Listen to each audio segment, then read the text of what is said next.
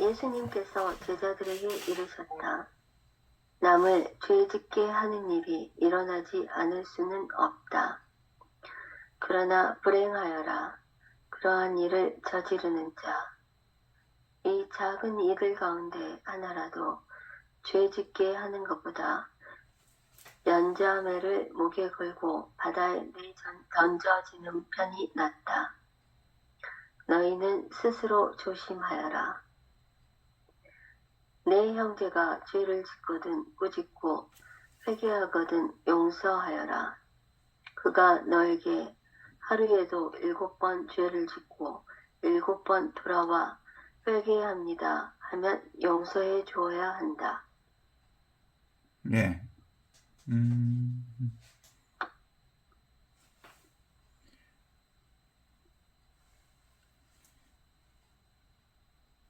기본적으로 영원한 현재를 사는 것, 그것이 우리의 신앙인의 핵심이지요.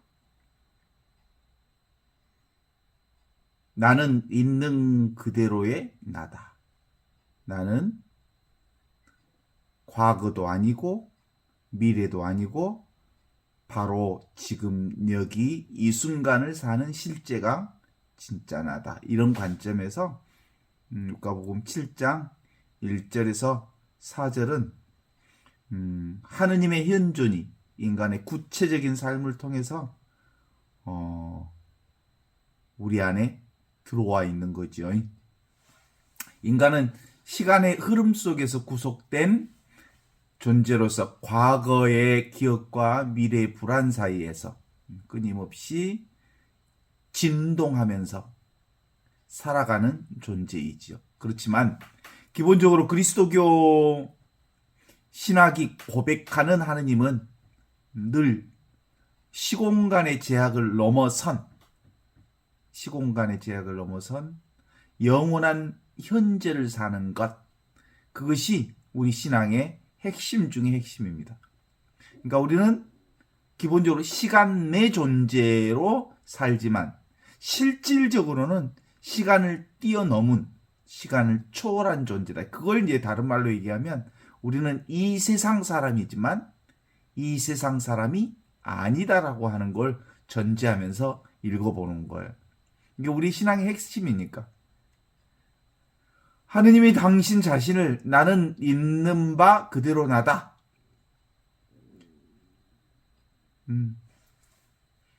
모세가 하느님께 고백하지요. 당신을 누구라고 말해야 할까요? 나는 있는 바 그대로 나다. 그래서 기본적으로 지금 여기 이 순간 살아 움직이는 실제로서의 하느님을 얘기하고 있습니다. 현존, 지금 살아계신 하느님, 여기 살아계신 하느님, 이 순간 나와 함께 계신 이 하느님의 맥락 속에서 오늘 이 복음을 읽을 때 비로소 죄의 유혹과 용서에 대한 얘기를 확인해 볼 수 있어요. 짱삐르 코사드라고 하는 신학자는 현재 순간의 성사다라는 말로 자기 신학을 펴니다. 현재 순간의 성사. 그 말은 지금 여기 이 순간 살아계신 하느님만이 오직 어디에 하느님 계셔? 지금만 하느님 계시고 여기만 하느님 계시고 이 순간만 하느님 계시다는 거예요. 이게 현재 순간의 성사라 이렇게 표현합니다. 오직 현재만 하느님 만날 수 있는 순간이다. 죄는 인간이 거룩한 현재로부터 이탈시켜서 과거의 죄책감이나 미래의 탐욕이라고 하는 가상의 시간 속에 우리를 유폐시키는 걸 말합니다. 죄가 뭔가라고 하는 걸 알아야 되지. 뭐예요, 죄가? 현존하지 못하게 하는 게 죄예요. 실제로 우리는 현존하지만 생각으로 살면 우리는 현존으로부터 떠나 있죠. 이게 바로 죄라고 하는 것을 확인해 보면서 이걸 볼 수 있죠. 반면에 예수 그리스도가 가르치시는 용서는 인간을 다시 하느님의 현존인 지금 여기 이 순간의 은총으로 복귀시키는 강력한 영적 기제, 이게 용서입니다. 죄는 현존으로부터 우리를 멀게 하고 용서는 다시 현존으로 회복시켜주는 게 용서라고 말할 수 있죠. 그러니까 실제로 우리가 경험하는 모든 것들은 현존, 지금 여기서 경험하는 것들이잖아요. 그래서 죄의 핵심 포인트를 이제는 정확하게 이제 알 필요가 있죠. 우리가 미사할 때도 그렇게 시작하잖아요. 생각과 말과 행위로 많은 죄를 지었으며 자주 의무를 소홀히하였습니다 라고 고백하는데 그 말은 뭐예요? 생각과 말과 행위로 지금을 살지 않았습니다. 현존하지 못했습니다. 자주 의무를 소홀히하였습니다. 우리의 삶의 유일한 의무는 뭐예요? 현존하는 것, 그 이상도 그 이하도 아니에요. 사랑하며 살지 못했습니다. 이런 거죠. 우상숭배에 있다는 거예요. 우상숭배는 뭐예요? 실제로 지금 없는 것을 잡고 있는 것을 우상숭배라고 하죠. 상을 잡는 것. 상이라고 하는 건 이 세상에 있는 것, 물질적인 것, 보이는 것에 의지하는 것. 이것이 우상숭배예요. 실제로는 하느님은 어디 계셔? 보이지 않는 하느님은 지금 여기 이 순간 눈앞에 현존하시는 분인데 우리는 근본적으로 우상숭배한다, 세상을 잡는다, 욕망한다. 이게 우상숭배하는 거. 그리고 그것을 말과 행위로 그리고 이름으로 개념으로 그걸 붙잡으려고 해. 그래서 두 번째 계명, 이름을 헛되이 부르지 말라. 안식일을 거룩하게 지내라. 이 말은 현존하라 라는 얘기고, 네 번째 부모에게 효도하라. 이 말은 우리가 펼쳐진 지금 눈앞에서 보는 이 세상의 온갖 생멸 변화의 것들을, 우주 만물의 변화를 사랑하라. 이런 거죠. 있는 그대로 수용하라. 운명을 사랑하라. 그래서 아모르파티라고 말할 수 있어요. 그 다음에 다섯 번째 계명이 뭐예요? 다섯 번째, 살인하지 말라. 우리는 그 누구도 규정하면 안 된다. 인간이란 하느님의 형상대로 만들어졌기 때문에 인간은 상황 따라, 조건 따라, 흐름 따라 자기 역할을 하는 존재이지 인간이 규정되어 있지 않다. 순간순간마다 역할하는, 배우의 역할을 하는 거예요. 오늘 또 수많은 역할을 하셨죠? 그 다음에 간음하지 말라. 오직 지금 여기 현존하신 그리스도를 신랑으로 그리고 우리의 배우자로 섬겨서 죽는 날까지 현존하라 라는 얘기거든요. 그렇지 않는 것은 모두 다 간음하는 것이다. 거짓말하지 말라. 지금 이 순간의 말이 아닌 것은 다 인간의 생각으로 끼워 맞힌 거짓말이다. 지금 없는 것은 사실이 아닌 거예요. 그 다음에 도둑질하지 말라. 모든 것은 하느님 아버지께서 하시는 일이기 때문에 하느님 아버지 것이 내 것으로 내가 했다라고 말하는 순간 도둑질하는 거지. 남의 아내를 탐내지 말라. 남의 재물을 탐내지 말라. 탐내는 것, 생각으로 그것을 소유하려 하는 것까지도 사실상 현존을 가로막는 거다. 지금 이렇게 존재하는 그리스도와 함께 사는 자주 의무를 소홀히 하였나이다 라는 것을 이 십계명의 기준으로 이렇게 보면 아주 자연스럽게 드러나는 죄의 유혹. 거기서 죄의 유혹으로서 빠져나간다는 건 내가 죄 짓는다는 것을 내가 현존하지 않는다는 사실을 알아차리는 순간 우리는 다시 현존을 회복하는 거죠. 아주 간단한 거죠. 실제로는 장피에르 꼬사르 신부님이 주장한 현재 순간의 성사란 바로 이걸 얘기하는 거. 하느님의 시간을 살아라. 하느님의 성사를 살아라. 모든 것은 이 순간 하느님이 계실 때만이 바로 성사요. 하느님이 하시는 일만이 온전성을 회복하는 거다. 우리가 하느님을 만날 수 있는 유일한 지점은 현재뿐이다. 지금 여기 이 순간만이 하느님의 성사가 이루어지는 순간이다. 이렇게 보는 거죠. 인간은 이 거룩한 현재로부터 이탈해서 자꾸 과거의 죄책감으로 또는 미래의 탐욕으로 우리를 유폐시키는 경우들이 많지만 예수 그리스도께서 가르쳐 주신 용서는 인간이 다시 하느님의 현존인 지금 여기 이 순간의 은총으로 복귀시켜 주시는 하느님의 놀라운 선물이다. 이렇게 볼 수 있으면 좋을 것 같아요. 어떻습니까? 그런 점에서 17장 1절에서 2절을 한번 읽어보겠습니다. 예수께서 제자들에게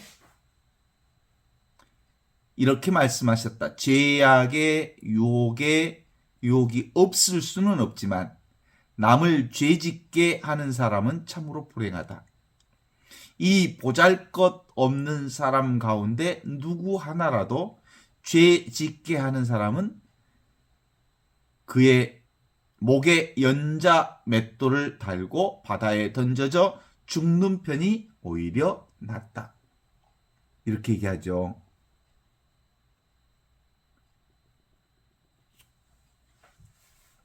우리가 살면서 남을 죄짓게 하지 않을 수는 없지만, 그러니까 실족하게 하는 일이 없을 수는 없다고 선언하지요. 인정하지요. 이는 우리가 살고 있는 이 세상의 본질적으로 타락한 인간의 본성에 인해 서로에게 상처를 주고받는 불완전한 공간이 지금 여기 우리가 사는 시공간의 세계임을 전제하고 있습니다. 서로에게 죄를 짓게 하는 실족의 불가피성에 대한 인식은 우리에게 두 가지의 영적 태도를 요구합니다. 첫째는 우리 자신이 연약함을 철저하게 겸손되이 볼 줄 알아야 한다라는 것과, 둘째는 우리가 늘 죄의 유혹에 노출되어 있다라는 사실을 자각하고 깨어있는 영적 식별이 그 누구보다도 중요하다. 우리는 늘 어떻게 하는 거야? 늘 자기 생각에 빠져서 과거나 미래 속에 빠져서 현존하지 못하게 하는 수많은 요소들을 가지고 산다는 거예요. 예수님께서는 작은 이들 중 하나를 실족하게 하는 자에게 연자 맷돌을 메고 목을 걸고 바다에 던져지는 편이 낫다는 아주 충격적인 말씀을 우리에게 전하고 있습니다. 여기서 연자 맷돌은 당시 가정에서 흔히 쓰던 손맷돌이 아니라 나귀가 돌려야 할 만큼 거대한 돌을 얘기하고 있는데, 이 형벌은 당시 로마법이나 주변 국가에서 극악무도한 범죄자들에게 내리는 아주 처형 형벌 방식이었습니다.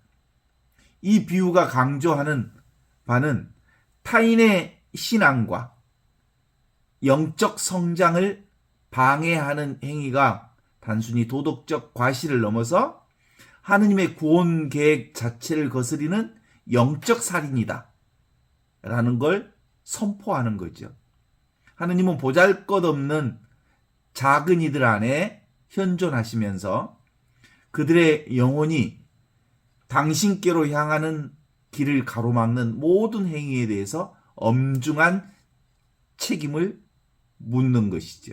따라서 스스로 조심하라 라는 말씀은 우리가 누군가에게 하느님의 현존을 가로막는 연자맷돌이 되고 있는지 않는지 아주 섬세하게 우리 자신을 성찰하라는 말씀으로 우리가 알아들을 수 있죠.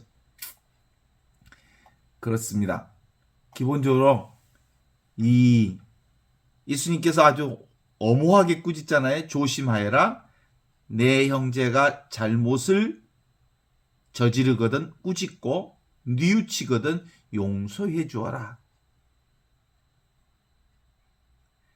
루카복음 17장 3절에서 내 형제가 죄를 짓거든 꾸짖으라 라고 말합니다. 많은 이들이 용서를 무조건적인 묵인으로 오해하지만 예수님께서는 죄에 대한 분명한 직면을 요구하십니다. 여기서 꾸짖는다고 하는 것은 기본적으로 에피티메오라고 그러거든요. 꾸짖다. 상대방을 정죄하거나 비난해서 굴복시키는 목적이 아니라 잘못된 길에서 돌아서도록 돕는 사랑의 교정.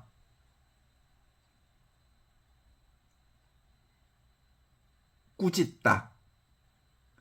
그래서 죄는 인간을 거짓 시간 속에 가두지요. 그런데 우리는 근본적으로 진실의 시간은 현존밖에 없어요. 죄는 우리를 지금 없는 것에 몰두하게 만들죠. 그래서 형제를 꾸짖는 행위는 그가 거짓의 시간에서 벗어나서 하느님의 진리가 살아있는 현재로 돌아오도록 돕는 영적 자선이라고 말할 수 있어요. 만약에 우리가 형제의 잘못을 보고도 방관한다면 그것은 그 형제가 하느님의 현존에서 소외된 채 영원히 죽어가는 것을 내버려 두는 무관심의 죄가 된다 이렇게 말하고 있습니다. 그런 점에서 진정한 의미의 그리스도교적 현존이란 다른 말로 얘기하면 서로의 영혼에 대해 책임을 지는 공동체적 현존을 얘기하는 거죠. 조심하여라. 너희가 내 형제의 잘못을 저지르거든 꾸짖고 뉘우치거든 용서해 주어라. 이렇게 얘기합니다. 그가 너에게 하루 7번이나 잘못을 저지른다 해도 그때마다 너에게 와서 잘못했다고 하면 용서해 주어라. 이렇게 말하죠. 죄를 짓는 사람에게 이제 용서하는 일. 그 뭐 하게 하는 일이냐면 현존으로 돌아오게 해주는 일이죠. 용서의 전제 조건은 회개인데 그리스도로 메타노이아라고 하잖아요. 메타노이아. 이는 단순히 과거의 잘못에 대해 후회하는 감정적 상태가 아니라 마음의 방향을 근본적으로 바꾸어서 하느님께로 되돌리는 의지적인 결단을 의미하는데 이게 이제 메타노이아, 현존하게 하는 거지요. 영성적인 측면에서 회개는 흩어졌던 마음을 다시 지금 여기 이와 같이 살아계시는 하느님의 은총 속으로 모으는 행위라고 말할 수 있는데요. 죄가 우리를 과거의 수치심이나 미래의 불안으로 분산시켰다면 회개는 우리를 다시 하느님이 계시는 생명의 근원인 지금 여기로 회복시키는 일을 말합니다. 그래서 하느님은 늘 그 자리에서 우리를 기다리고 있고 지금 여기에서 우리와 함께 계시기 때문에 회개는 멀리 계신 하느님을 찾아가는 여정이 아니라 우리를 둘러싼 하느님의 사랑과 현존을 비로소 자각하는 사건, 하느님의 사랑을 회복하는 사건, 이것이 바로 메타노이아라고 말할 수 있죠. 여기에서 7번 용서하라. 이 얘기는 7이라는 숫자가 자주 나오잖아요. 7이라는 숫자. 이게 완전한 숫자를 얘기해요. 완전한 숫자. 예수께서 하루 7번이라도 내가 죄를 짓고 7번 내가 돌아와서 내가 회개하노라 하거든 그를 용서하라고 하신 말씀. 당시 유대 랍비들은 용서의 한계를 3번 정도로 규정했어. 그죠? 그러나 예수께서는 말씀하신 7번의 횟수에 제한을 두지 않는 하느님의 완전한 용서를 상정하고 있죠. 마테오복음서에서는 뭐라고 하죠? 베드로가 7번이면 충분하겠습니까? 하고 물었을 때 예수께서는 아니야. 7번씩 7번 7번씩 77에 49 49번까지 그러니까 무한정 용서하라고 말하고 있거든요. 마태복음 18장 21절에서 22절에 하신 것과 같이 루카복음에서는 하루에 7번은 동일한 영적 원리를 공유하고 있습니다. 그것은 용서의 조건을 달거나 기본적으로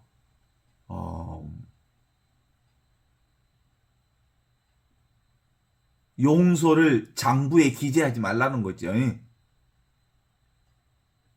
과거를 완전히 폐기 처분하라는 말입니다. 과거에 가두지 말라는 얘기죠. 해방시키라는 거죠. 그래서 현재에 돌아오도록 하게 하는 기제가 바로 용서지요. 우리가 누구의 잘못을 횟수로 세기 시작하는 순간 우리의 마음은 이미 지금 여기의 은총을 떠나서 과거의 기록을 뒤지는 심판자의 자리에 서기 때문이죠.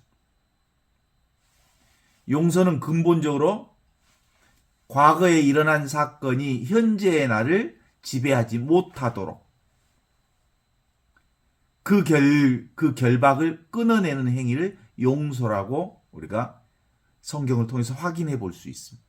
우리가 누구를 용서하지 못할 때 우리는 시공간적으로 이미 지나간 과거 상처에 자기를 묶어놓는 저당 잡히는 경우라고 말할 수 없어요. 용서하지 못한 사람 지가 괴롭지 사실은이.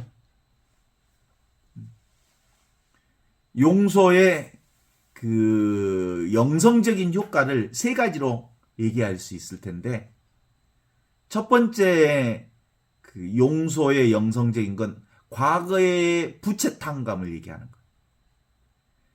상대방을 내 마음의 감옥에서 석방함으로써 나 자신도 그 원한의 사슬로부터 완전히 자유롭고 해방되기 위해서 용서하는 겁니다. 두 번째로는 현재 공간, 현존을 확보하는 거예요. 마음과 분노가 차지하고 있는 내면의 공간을 비워냄으로써 그곳에 하느님의 평화와 하느님의 사랑을 스며들게 하는 거죠. 현존이란 바로 그런 뜻이에요. 그 다음에 미래의 창조적 열림을 드러내는 것. 과거의 피해의식에서 벗어나서 하느님과 새로운 미래를 꿈꿀 수 있는 동력을 얻게 하는 게 바로 용서다. 이렇게 볼 수 있지 않겠습니까? 그런 점에서 루카복음 17장 1절에서 4절의 가르침은 온전히 실천하기 위해서는 근본적으로 지금 여기 살아계시는 하느님의 현존 안에 나를 온전하게 메어 맡기는 영성이 될 때 비로소 7번씩 70번 용서할 수 있는 거예요. 장피에르 사르신부님이 말씀하시는 것처럼 하느님의 섭리에 내어 맡기는 것, 그건 하느님의 뜻은 온전히 현재의 순간 속에서만 감추어져 있다고 보기 때문입니다. 하느님의 뜻은 어디에 있다? 지금 여기 이 순간에만 있다. 근본적으로 하느님은 모든 사건, 모든 만남, 심지어 우리에게 상처를 주는 형제 안에서도 당신의 섭리를 실현하고 계십니다. 우리가 형제를 용서하는 것은 단순히 그 사람의 인격이 훌륭해서가 아니라 지금 이 순간 나에게 주어진 용서라는 하느님의 뜻을 온전하게 순종하게 하는 것입니다. 이러한 내어맡김, 이 내어맡김은 내가 상황을 통제하려는 교만함을 내려놓고 온전히 하느님의 신비로운 하느님께서 일하신다. 그래서 하느님께 온전히 나를 내어 맡기는 최고의 기도라고 말할 수 있습니다. 용서야말로 기도 중에 가장 최고의 기도, 현존하게 하는 기도지요. 그래서 현존의 신비 체험에 있는 게 아니라 매 순간 우리에게 주어지는 일상의 의무를 사랑으로 완수하려면 현존밖에 없어요. 형제의 잘못을 보고 사랑으로 공고하는 것, 그리고 회개하는 일을 기쁘게 받아주는 것, 같은 평범한 일상의 선택들이야말로 하느님의 현존을 체험하는 살아있는 성사가 되게 합니다. 그래서 현대인들이 살아가는 시공간은 예수님의 시대의 물리적 공간을 넘어서 지금 여기 이 순간으로 확장되어 있습니다. 오늘날 새로운 형태의 현존은 늘 과거의 비교를 통해서, 가짜 뉴스를 통해서 끊임없이 인간이 과거에 붙잡혀 있는 우리를 지금 여기로 되돌리게 해주는 거죠. 그렇지 않으면 형제를 죄짓게 하는 거예요. 연자맷돌을 메고 바다에 던져지는 편이 낫다. 그래서 끊임없이 스스로 조심하여라, 스스로 조심하여라 라는 말씀을 얼마나 많이 하시는지 몰라요.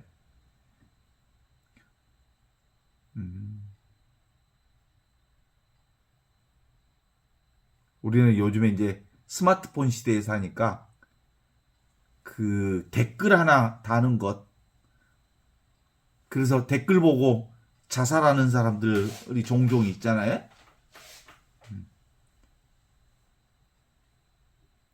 근본적으로 현대에 우리는 늘 지금 여기 이 순간 아닌 사람들을 과거나 미래의 것으로 이렇게 묶어놓지 않도록 하는 일을 살려면 지금 여기 이 순간 살아있는 하느님의 현존을 사는 이유밖에 따로 없습니다.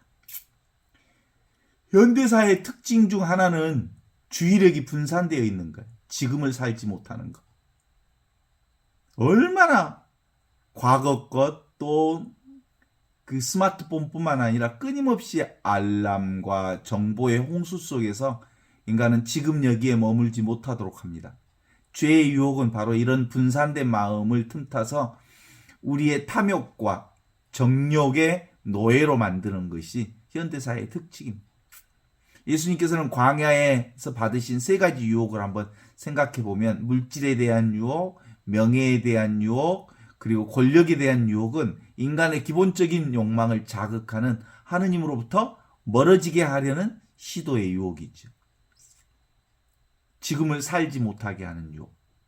현대인들은 역시 성공을 위해서 자신의 영적 정체성을 타협하라고 하는 끊임없는 유혹을 받고 있어요. 이미 우리가 기억해야 하는 것은 우리의 잘못된 정체성이 하느님의 사랑받는 자녀라고 하는 사실 안에서 지금 현존하는 정체성 속에서 회복해야 하는 거거든요. 오늘 우리가 살아가는 최고의 묵상, 죄의 유혹, 영원한 현재. 실제로는 나도 모르게 우리가 그 우상 숭배를 아주 너무 쉽게 하고 있어요. 우상을 섬기지 마라. 우상 섬기지 않는 가장 중요한 포인트는 그냥 살면 되는 거거든요. 그냥 살면 돼. 생각 없는 지금 여기 현존하는 일. 그래서 망망상, 방하차 이거면 가장 간단해. 망상으로부터 돌아서는 것. 그리고 쥐고 있는 것을 내려놓는 것.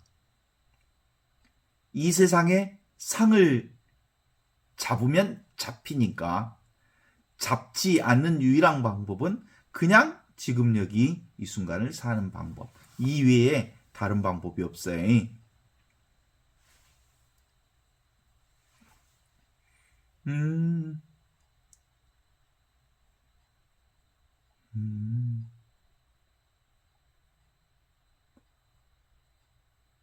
하느님의 현존 안에서 용서를 실천하는 법을 한번 우리가 생각해 보고 싶은데, 하느님의 용서를 사는 유일한 방법은 현존하는 방법일 텐데, 우리가 누군가를 용서할 수 있는 힘의 원천은 근본적으로 현존할 때만 가능해.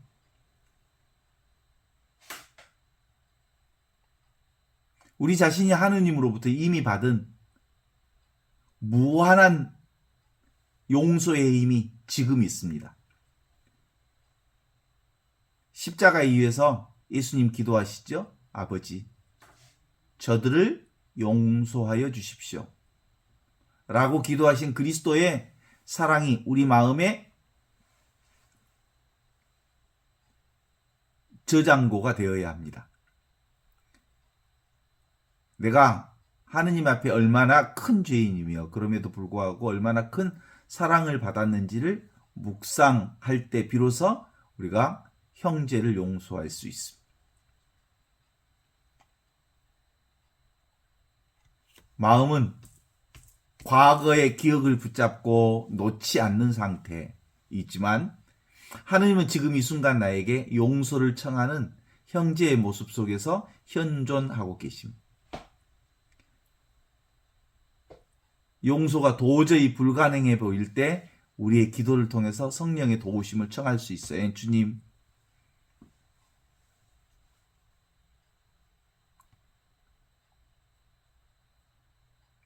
그래서 루카복음 17장 1절에서 4절은 우리에게 하느님의 현존이 추상적인 관념이 아니라 구체적인 관계의 윤리를 통해서 실현됨을 보여줍니다.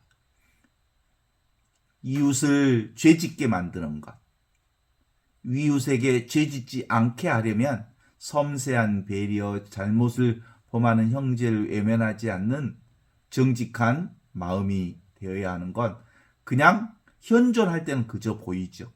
그런데 내가 과거에 빠져버리면 안 보여요. 회개하는 일을 끊임없이 받아주는 무한한 용서는 우리가 시간 공간을 초월해서 하느님의 성령 안에 머물고 있을 때만 용서가 가능합니다. 하느님은 멀리 계시지 않습니다. 그분은 우리가 용서의 손을 내미는 그 찰나의 순간, 나를 실족시키게 하는 원수를 하느님의 시선으로 바라보고 있을 때 내가 아주 자연스럽게 지금 여기로 되돌릴 수 있는 힘이 생기죠. 하느님은 너희 가운데 있다. 예수님의 이 말씀을 확인하는 이유는 바로 지금 여기를 사는 사람들에게 주시는 하느님의 명령이시라고 볼 수 있어요. 기본적으로 그렇지 않으면 우리는 끊임없이 이혼적 사고에 빠져버려. 이혼적 세상은 이 세상에 붙들려 버리는 거거든요. 지금을 살면서 지금을 떠나 있는 힘, 그건 현존의 힘밖에 없습니다. 이 세상에 살면서 이 세상을 초월하는 힘, 그건 바로 현존할 때 비로소 관찰자와 관찰 대상이 둘이 아닌 것을 확인할 수 있어.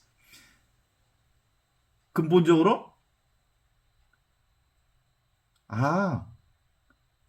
지금 여기 이 순간 눈앞에 있을 때 비로소 길이 없어지는 거예요. 지금이 길이니까. 여기가 길이니까. 이 순간이 길이니까. 따로 용서할 일이 없구나 라는 걸 알지요.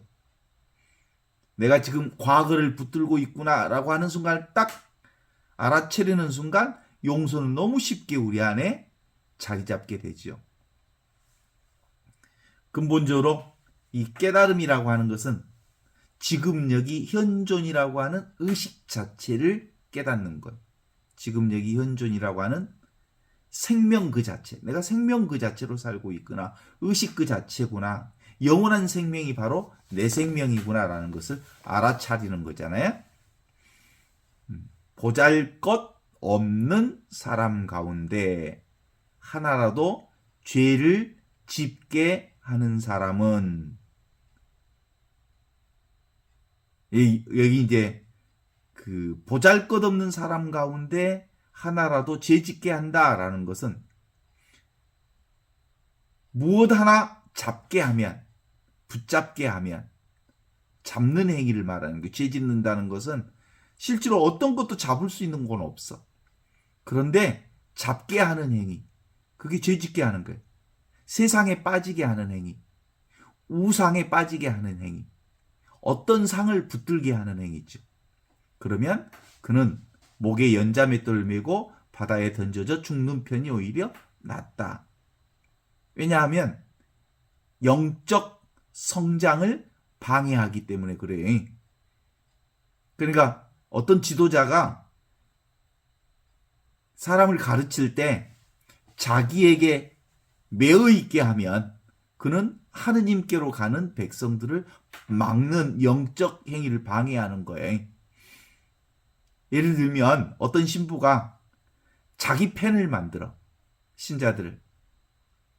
그러면 하느님께로 가는 하느님의 백성들을 자기가 소유하게 하거나 자기를 섬기게 하거나 그렇게 함으로써 하느님께 가는 길을 방해하는 일이 되는 거죠. 그걸 영적 살인이라고 그래. 우상을 조심하여라.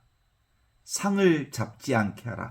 오직 지금뿐이고 오직 여기뿐이고 오직 존재뿐이고 오직 현존뿐임을 의식 그 자체로서 자신이 자신을 만나서 자신이 자신으로 삶으로써 온전한 진리로서 진리가 너를 자유케 하리라라고 하는 참된 자유로 향하게 만들어줘야 돼. 진정한 의미의 영적 지도자는.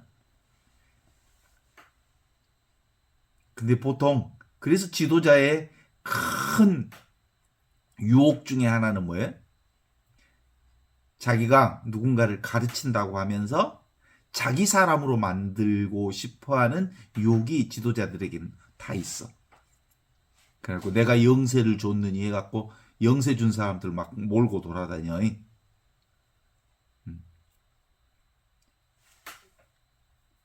그게 바로 뭐예요? 실제로는 우상을 섬기지 말라 하신 그 얘기하고 똑같은 거지 사실은. 근본적으로 하느님의 현존을 가로막는 행위, 그런 모든 행위는 얼마나 놀라운 일인지 예수님 얘기하시잖아요. 연자못들을 메고 바다에 던져지는 편이 낫다.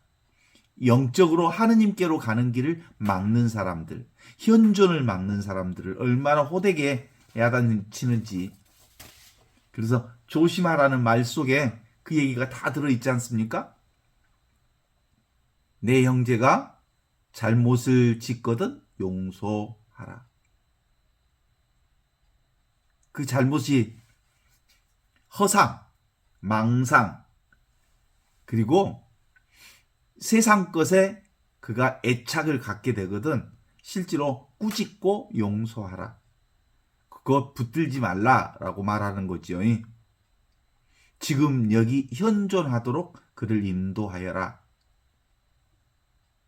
지금 이 순간에 현존으로 돌아가게 하는 것, 그게 바로 영적 자산이기 때문에 그렇습니다. 그게 참된 지혜이기 때문에 그렇습니다. 그때 비로소 우리가 메타노이아, 온전히 다시 회복해서 지금 여기 이 순간 살아있는 그리스도의 품에 안기는 일이기 때문에 그렇죠. 그러니까 우상 숭배한다는 건 기본적으로는 자아의식으로 만들어진 세상에 묶여놓게 만드는 거거든요.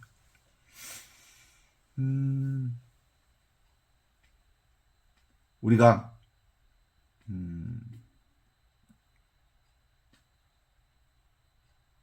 대충 우리가 역사책을 읽으면 역사책은 대동소이하지요. 60, 70%가. 수없이 많은 역사책이 있어도 과거 역사를 그대로 썼을 테니까. 그런데 그 역사책의 20, 30%는 아주 다른 관점으로 극좌나 극우의 관점으로 역사책이 써져 있을 수 있어요. 근본적으로 역사라고 하는 건 보는 사람의 관점에서 드러내 보이기 때문에 과거의 일이기는 하지만 보는 사람이 어떻게 보느냐에 따라서 달라지기 때문에 그렇죠.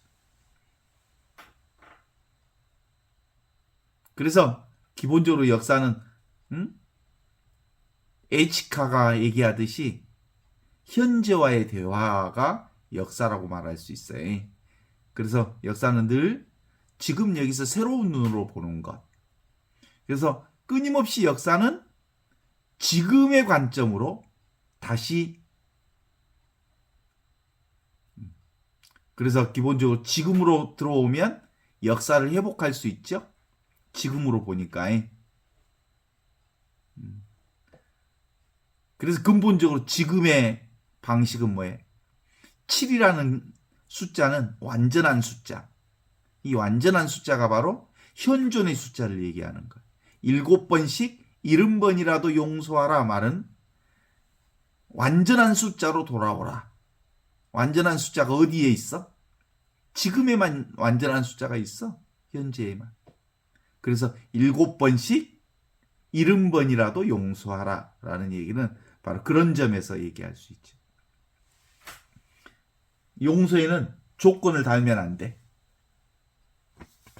용서를 통해서 완전하게 우상을 내려놓고 지금 여기에 이름으로 들어올 수 있게 돼.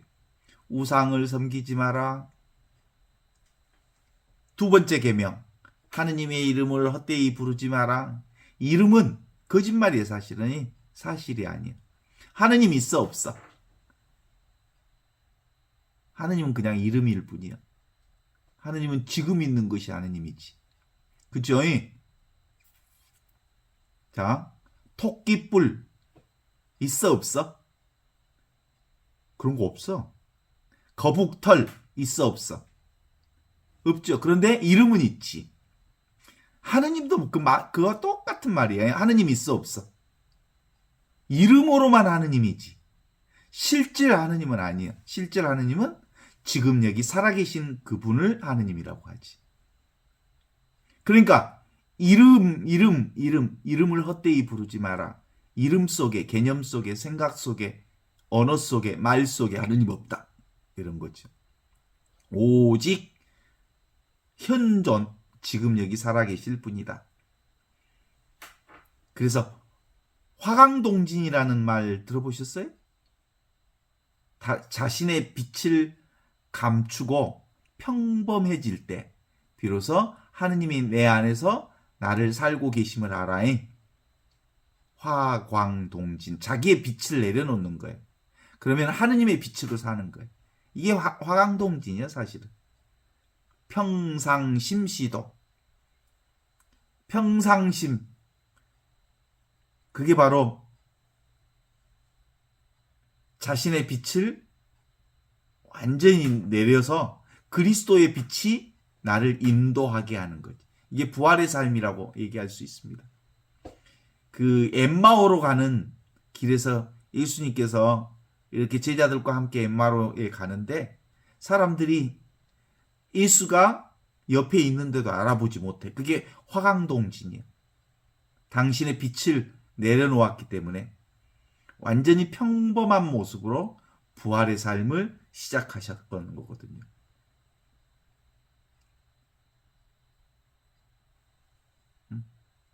하느님이 있어 없어?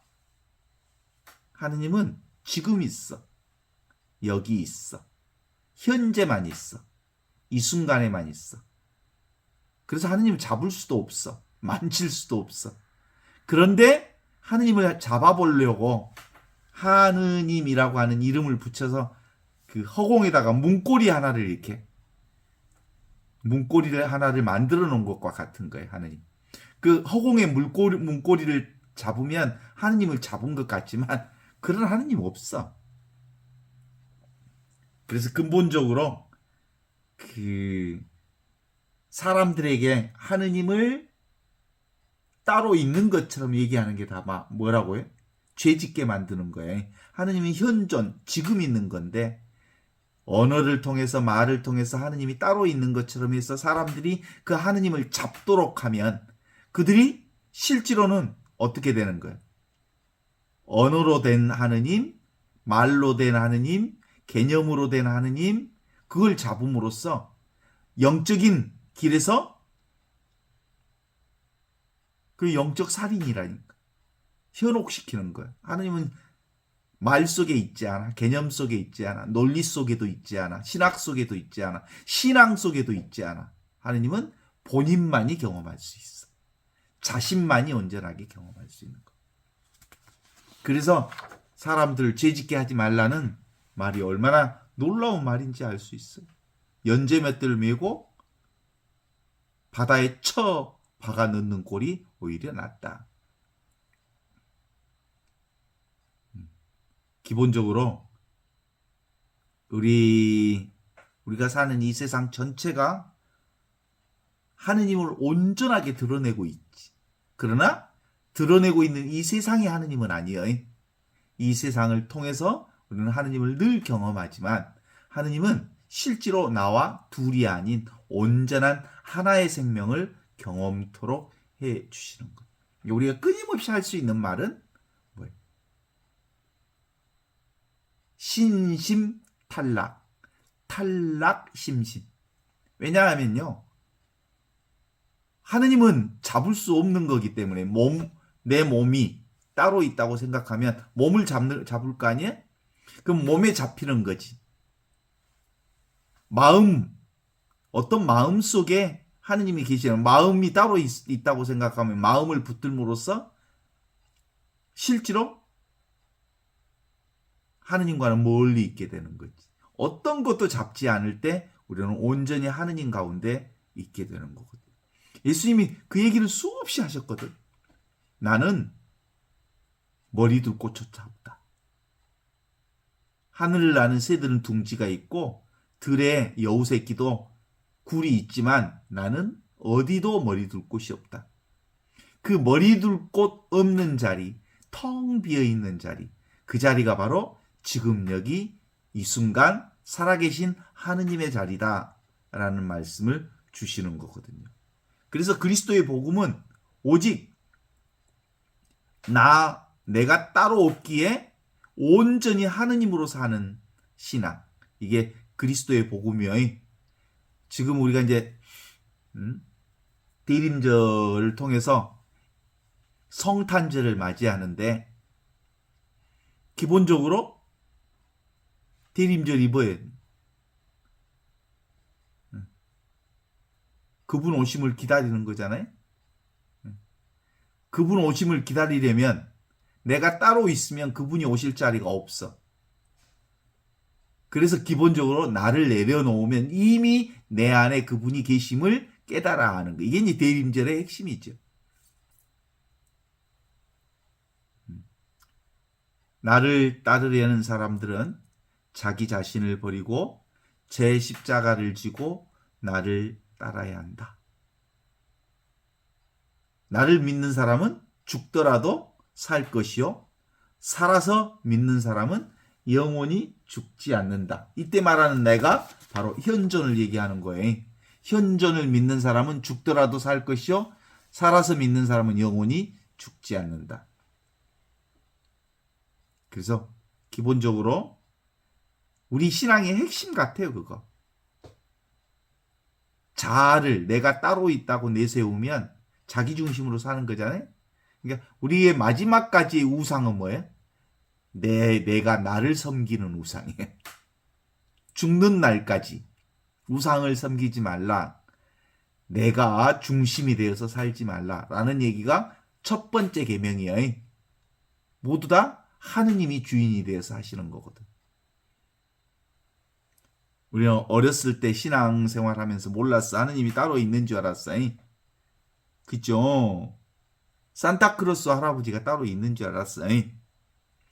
그 굴뚝에 들어와서 착한 아이들에게 선물을 주고 가시는 줄 알았어. 그건 근본적으로 그 유아적 신앙, 신비적 신앙, 어릴 때 신앙을 통해서 우리에게 넣어주시는 건데, 다 나이 먹은 어른들이 산타크로스 할아버지가 착한 아이에게 선물 주신다고 믿는 사람들이 있어? 없잖아? 근데 꼬마들은 아직도 믿잖아? 엄마, 산타크로스가 선물 줄지도 모르니까 큰 양말 하나 갖다 놔야 돼. 뭐 있었고 그러잖아. 기본적으로 이제는 성숙한 신앙은 잡으면 잡힌다. 하느님이 따로 있다고 생각하게 하는 모든 행위가 결국은 남을 죄짓게 만드는 거예요. 그렇습니다. 한바탕의 마음. 이건 기본적으로 허공과 같은 텅 비어있는 눈앞의 이 자리. 살아계신 하느님이 계시는 자리. 나를 잊을 때 진리와 온전히 하나가 되지만 내가 생생하게 살아있으면, 에고가 살아있으면 어떻게 사는지 알죠? 자충우돌. 내가 있으니까 부딪혀. 우왕좌왕. 갈팡질팡. 그래서 내가 중심이 돼서 살면 늘 문제에 문제를 연속해서 만들면서 살게 돼 있어요. 내가 있으니까 늘 걸리지. 내 기준점이 있으니까. 내가 있으니까. 그래서 실제로는 나는 점점 사라지고 그리스도께서 점점 커지셔서 그분이 우리의 삶 전반을 인도하시도록 나를 내어놓는 행위. 이것이 바로 기본적으로 나를 용서하는 거고 이웃을 용서하는 거고 7번씩 70번이라도 사랑하는 것이라고 말할 수 있지.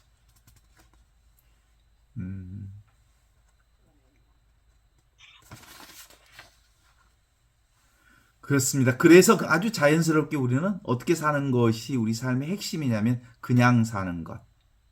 우상을 섬기지 말라라는 얘기가 오늘 실질적으로는 우상을 섬기게 만든 모든 행위들은 다 뭐다? 사람들을 죄짓게 만드는 거다. 사람들을 죄짓게 만드는 사람들은 과거나 미래에 빠지게 하는 사람들은 연자맷돌을 메고 다 바다에 빠지게 하는 편이 낫다라는 얘기를 우리에게 전해주는 거죠.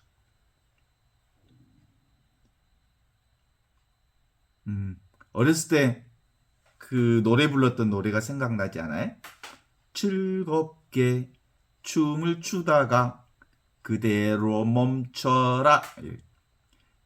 기본적으로 그 영적인 현존을 사는 유일한 방법은 즐겁게 춤을 출 수 있어. 그런데 실제로 그 춤이 우리가 즐겁게 춤을 추는 춤이 누가 추는 춤인 줄 알려면 멈출 줄 알아야 비로소 즐겁게 추는 춤이 얼마나 그 은총 가득한 춤인지를 알아차릴 수 있기 때문에 종종 내가 하는 행위를 멈출 때 비로소 하느님께서 나를 통해서 그리스도께서 나를 통해서 일하시는 것을 깨어 알 수 있다. 이렇게 말할 수 있죠. 우리 모두 다 허공춤을 추는 사람들이야. 눈에 보이는 모든 것들이 다 허공춤이지. 허공춤. 꿈속 그리고 허공 그림자. 그거 붙잡으면 그걸 붙잡게 하는 사람들은 연자맷돌을 메고 다 바다에 빠져 죽는 편이 낫다. 다 과거에 있는 것, 미래에 있는 것, 없는 것들을 붙잡게 하는 행위니까. 그래서 오로지 7번씩 70번이라도 용서하는 최고의 지혜는 현존을 사는 지혜다.